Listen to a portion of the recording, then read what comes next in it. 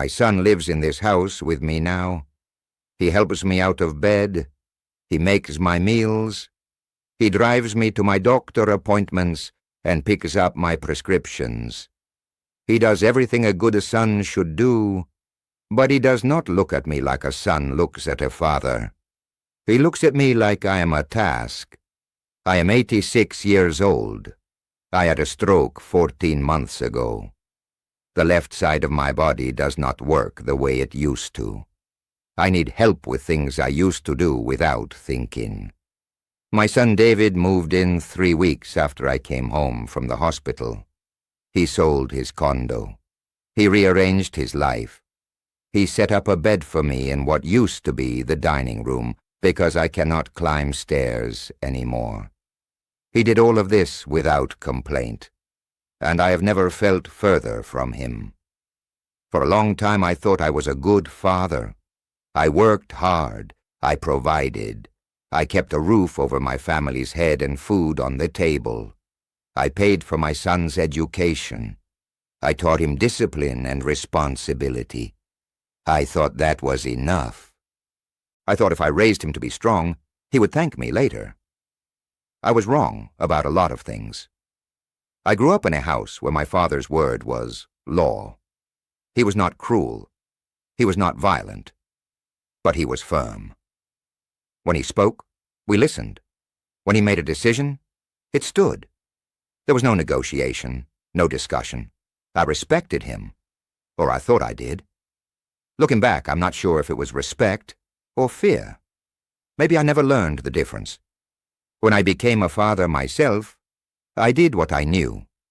I became the voice of authority in my home. I set rules. I enforced them. I believed children needed structure.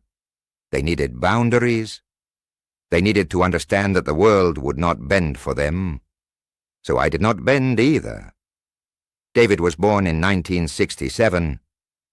He was a quiet child, observant. He watched everything but said little. His mother was the soft one. She hugged him, she praised him. She told him she loved him every day. I thought that was her job. My job was to prepare him for the real world. The world that would not be gentle. The world that would demand things from him. I pushed him to do better in school. I criticized when he fell short. I held back praise because I thought too much of it would make him weak. When he brought home a test with a 92, I asked what happened to the other 8 points. I thought I was teaching him to strive. I did not see what I was actually teaching him. As he got older, the distance between us grew. He stopped coming to me with problems. He stopped asking for advice. He would talk to his mother in the kitchen, and when I walked in, the conversation would stop. I told myself it was normal. Boys pull away from their fathers. It is part of growing up. But it was not just distance. It was something colder. There were moments I remember now that I did not pay attention to then. He had a baseball game when he was 12.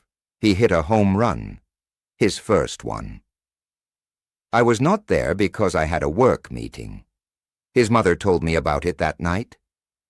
She said he kept looking at the stands. I said I would make the next one.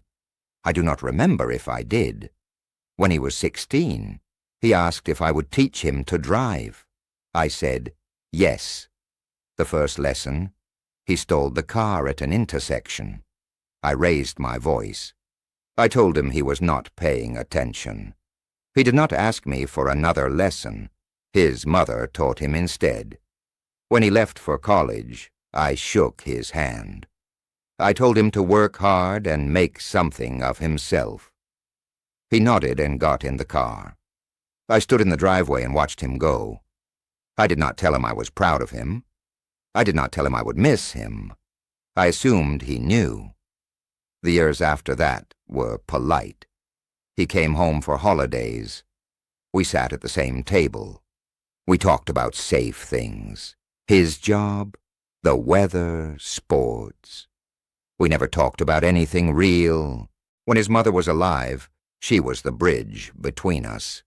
She translated, she softened, she filled the silences. After she died, there was no one to do that anymore. The phone calls got shorter, the visits got fewer.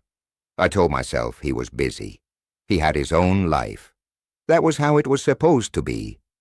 But sometimes, late at night, I would sit in the living room and wonder if my son even liked me. I did not ask. I was afraid of the answer. The stroke happened on a Tuesday morning. I was making coffee.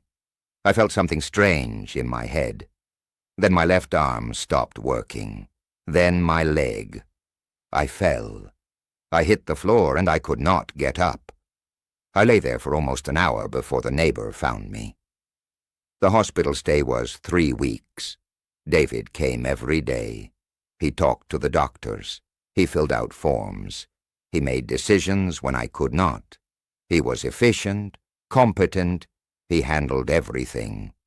But he did not hold my hand. He did not sit close. He asked the nurses questions about my care. He took notes.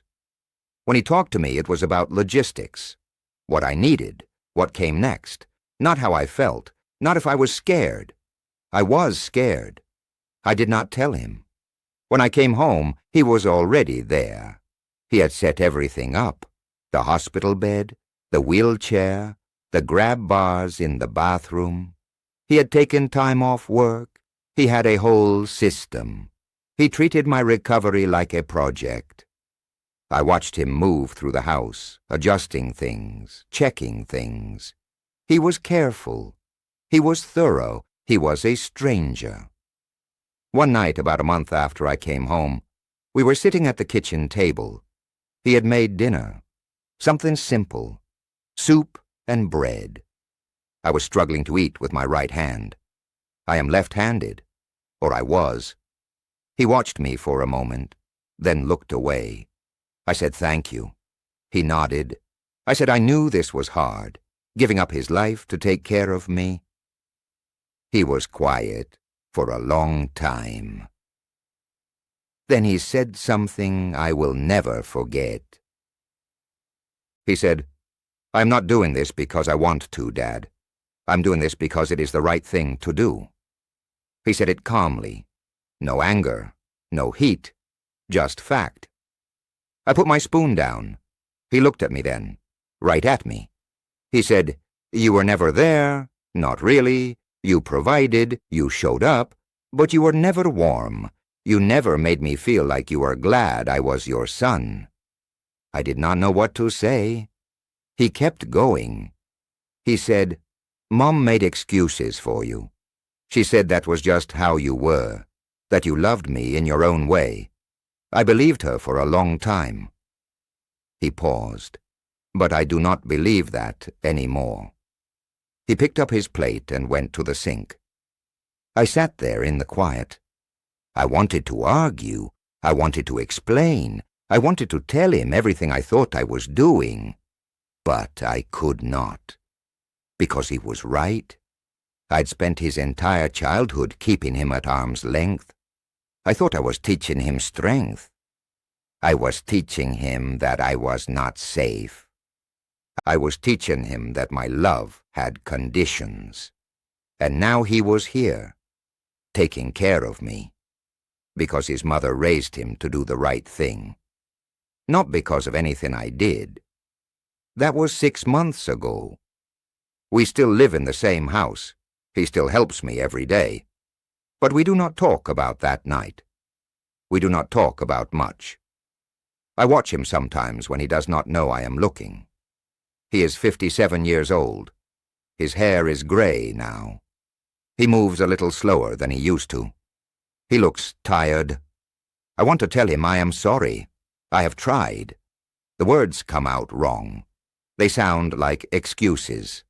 They sound like I am asking for something I do not deserve.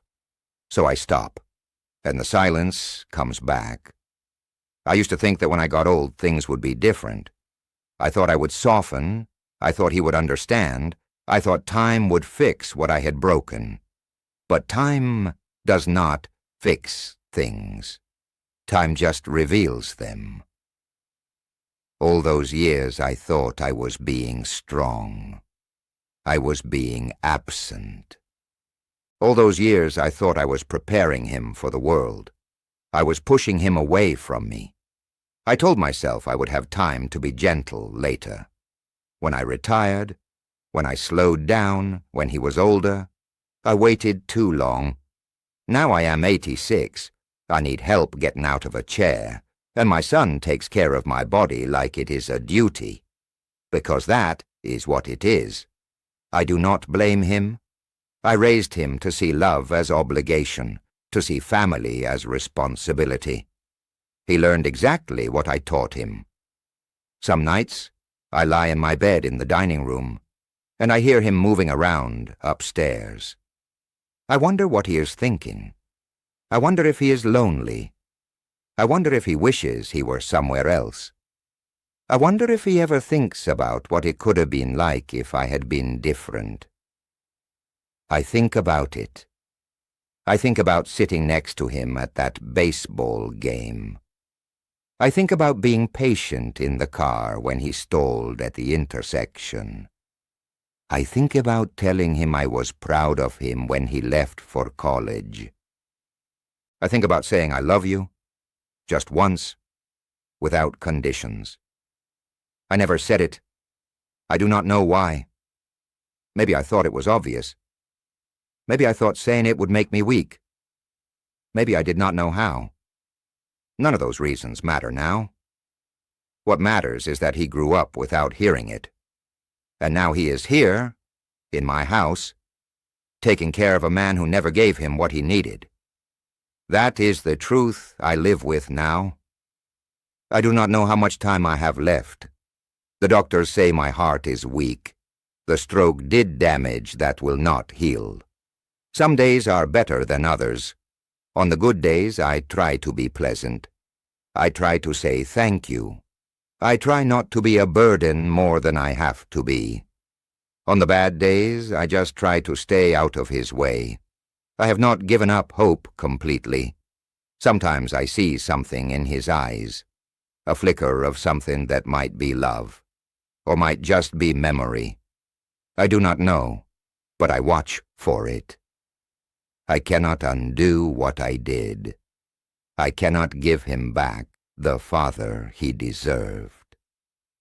All I can do is be here now, quiet, grateful, trying not to ask for more than I gave.